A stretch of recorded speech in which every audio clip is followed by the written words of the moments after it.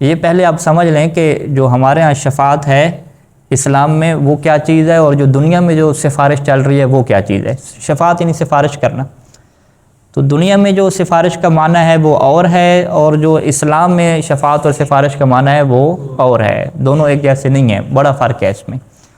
دنیا میں سفارش کیسے ہوتی ہے کہ علاقے کے ایک بڑا سیاسی ہے، ٹھیک ہے، جیسے فرض کریں ہم پنجاب میں کیا کہتے ہیں، سیاسی چودھری ہے یہ بڑا، ٹھیک ہے، اس نے جو ہے وہ سفارش کرنی ہے یونیورسٹی میں اپنے بچے کی کہ اس کو کیا دے دو، داخلہ دے دو، ٹھیک ہے، تو یونیورسٹی والے کہیں گے بھی یہ تو بڑا بندہ ہے، اس کے پاس تو بڑے اختیارات ہیں، ہمارے جو سیاسی نظام چل رہے ہیں ہمیں اس سے بہت سارے کام کروانے ہوتے ہیں، تو وہ پھر اس کی بات کیا مان لیتے ہیں، کیونکہ اس کے پاس کیا ایک پاور ہے، ٹھیک ہے۔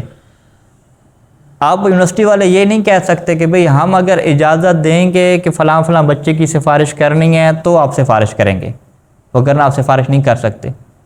وہ کہیں گے یہ کیسی سفارش ہے، ابھی آپ اجازت دیں گے، آپ نے تو اجازت دی ہوئی ہے نا کہ جو ٹیسٹ میں پاس ہوگا، جو اتنے نمبر دے گا اس کو داخلہ دیں گے، تو پھر یہ سفارش کی اجازت کا کیا مطلب؟ وہ کہتے ہیں نہیں ہمارا یہی نظام ہے، اگر ہم اجازت دیں گے سفارش کی تب آپ سفارش کریں گے، وغیرہ نہیں۔ وہ کہتے ہیں یہ کیسی سفارش ہے؟ سفارش کیا مطلب کہ آپ کے سسٹم میں بندہ نہ آ رہا ہو، آپ کی طرف سے پرمیشن نہ ہو، اذن اور اجازت نہ ہو، پھر بھی ہم اپنا بندہ انٹر کروائیں، اسے کیا کہتے ہیں؟ سفارش کہتے ہیں۔ اور جو مشرکین عرب تھے جو بتوں کی عبادت کرتے تھے، وہ اپنے بتوں کو اسی معنی میں شفیع کہتے تھے۔ وہ کہتے ہیں ہم ان کی عبادت کیوں کرتے ہیں؟ یہ اللہ کیا ہماری سفارش کریں گے، شفاعت کریں گے۔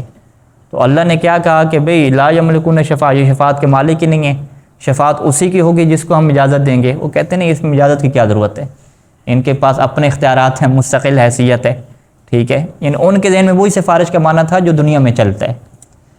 اللہ نے سفارش کا کون سا معنی بیان کیا؟ نہیں، ہمارے ہاں سفارش کا طریقہ کار ہے کہ ہم اجازت دیں گے کہ بھی اس کی سفارش کرنی ہے تو وہ سفارش کریں گے، کہیں گے یہ بڑی عجیب سفارش ہے، بھی اللہ خود اجازت دے گا کہ اس کی سفارش کرو تب کیا وہ چلے گا۔ یہ نظام ایسی ہے، یعنی فرشتوں کی اہمیت کو بتانے کے لیے، اہل بیت علیہ السلام کی اور دیگر جو ہستیاں ہیں ان کی مقام اور عظمت کو بتانے کے لیے کہا جائے گا کہ بھی اس بندے کی آپ سفارش کریں۔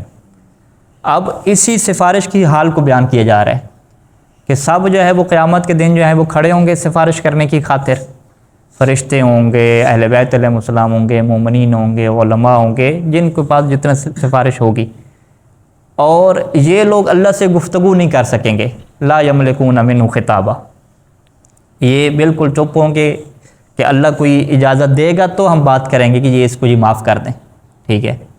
اور صورتحال کیا ہوگی کہ بالکل یہ لائن میں سارے کھڑے ہوں گے، لائن میں لگ کے انتظار میں ہوں گے کہ اللہ کس کس کی اجازت دے گا سفارش کی، ہم اسی کی کیا ہے سفارش کرتے جائیں گے۔ تو یہ دیکھیں یہ تصور ہے۔ پھر اللہ کس کی سفارش کی اجازت دے گا، وہ پھر اہل بیت علیہ السلام نے شرائط بیان کی ہیں کہ اس کا عقیدہ ٹھیک ہو، مثلا نماز کی پابندی نہیں بلکہ نماز کو ہلکا بھی نہ لیتا ہو، ٹھیک ہے۔ یہ بہت ساری شرائط بیان کی ہیں کہ یہ جس کے اندر شرائط ہوں گی اس کی سفارش کرنے کا ہمیں اذن ملے گا تو ہم اس کی کیا کریں گے، سفارش کریں گے۔ یہ تصور ہے، یہ تصور عوام میں نہیں ہے۔ عوام کیا کہتی ہے کہ ہم اہل بیت کی تعریف کریں گے، جیسے علاقے کے جو بڑے چودھری ہوتے ہیں اس کے جوتے وغیرہ اٹھاتے ہیں، اس کی چاپلوسی کرتے ہیں، خوشامد کرتے ہیں، تو وہ کہتے ہیں جی ہمیں جی تھوڑا چلا دیں ہمارا کام، تو وہ کیا کام چلا دیتا ہے۔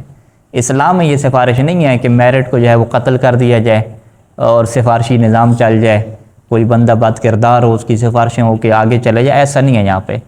چاہے وہ بد کردار ہے، جوتے اٹھا رہا ہے اہل بیت علیہ السلام کے، علماء کے جوتے اٹھانے والا ہے، اس کی بھی کوئی حیثیت نہیں ہوگی، جوتے اٹھانے کی حیثیت نہیں ہے۔ جو اہل بیت نے تعلیم دی ہے اگر اس کی پر وہ عمل پیرا رہا ہے، پھر اس کی جو خامیاں غلطیاں ہیں اور شرائط پوری ہیں شفاعت کی، اس کی اجازت ملے گی تو کیا سفارش ہو سکے گی۔ تو اصل یعنی سفارش کے لیے بھی اللہ سے مانگنا پڑتا ہے۔ اسی وجہ سے ہم اللہ سے کیا دعا مانگتے ہیں کہ ہمارے لیے جو ہے محمد وآل محمد کو شفیع قرار دے، ان کی شفاعت ہمارے سلسلے میں اللہ قبول کر لے، یعنی شفاعت محمد وآل محمد کر رہے ہیں، ہم اللہ سے دعا مانگ رہے ہیں کہ وتقبل شفاعتہ، کہ اللہ ان کی شفاعت کو تو قبول کر۔ تو اصل جو نظام اور پاور پھر اللہ کی چل رہا ہے، ٹھیک ہے۔ ادھر جو دنیا میں دیکھیں تو پرنسپل صاحب کی پاور نہیں چل رہی، پاور کس کی چل رہی ہے؟ جو سفارش کرنے والا اس کی چل رہی ہے۔ اللہ کے ہاں جو ہے وہ پاور کس کی چل رہی ہے؟ سفارش والے کی نہیں، سفارش والے کی ذرا برابر پاور نہیں چل رہی، ساری پاور اللہ کی چل رہی ہے۔ اللہ خود طے کر رہا ہے کہ اس کی سفارش کرو تو ٹھیک ہے، اس کی سفارش نہ کرو تو ٹھیک نہیں ہے۔ یہ سفارش کا تصور ہے کہ جس کو اگر آپ کہیں تو اس کو سفارش کا نام دینا بھی کیا ہے، مشکل ہے کہ یہ کیسی چیز سفارش ہے، لیکن اس سے کیا کہتے ہیں؟ شفاعت باذن اللہ۔ یہ وہ شفاعت ہے جو اللہ کے کہنے سے ہوتی ہے۔ اب آپ پرنسپل صاحب کہیں کہ جی آپ لوگ سفارش لے کر آئیں لیکن ہم طے کریں گے، ہم اجازت دیں گے تو سفارش ہوگی، لوگ کہیں گے ہم اس سفارش کو مانتے ہی نہیں ہیں، ٹھیک ہے۔ لیکن اللہ نے کہا ہے شفاعت کا یہی کہا کہ شفاعت کا مالک فقط اللہ ہے، اور وہ اسی کو شفاعت کا حق دے گا جس کو وہ اجازت دے گا۔